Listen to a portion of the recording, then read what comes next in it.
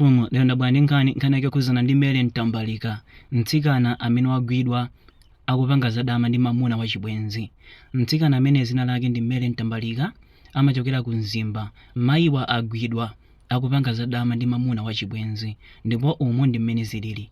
Akuti mayiwa adakwatirana ndi mnyamata amene amatchedwa Kennedy. Kennedy ndi mayiwa amakhala mwamtendere ndipo china chilichonse chinali bwino. Ndakuti pa 16 August 2026 usiku wa tsiku limeneli, Mr. Kennedy adapanga chiganizo chopita kwina kwake kumalo kumene amafuna akagwire ntchito. Ndadamuza mkazi wawo ndibwera mmawa Monday, ndi zimene adamuza. Ndakupita akuti mission ija inasinthidwa. Adawauza kuti anyamuke Monday. Zotsatira zake anabwerera m'mambuyo, adapita ku nyumba kwawo. Atafika ku nyumba kwawo adalowa nyumba.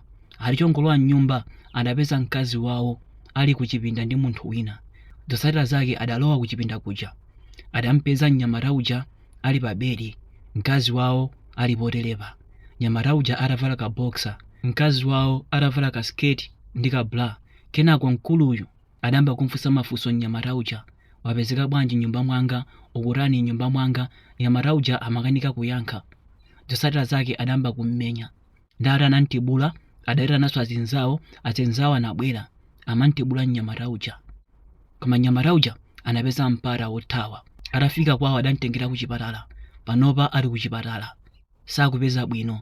Kenako apolisi anabwera kozamanga Mr. Kennedy. Panopa Mr. Kennedy ali mchirokosi. Ndi ifeyo tabwera ndi nkhani imeneyi ndi cholinga choti anthu ena ake mukhale mukudziwa malamulo zimene amakamba.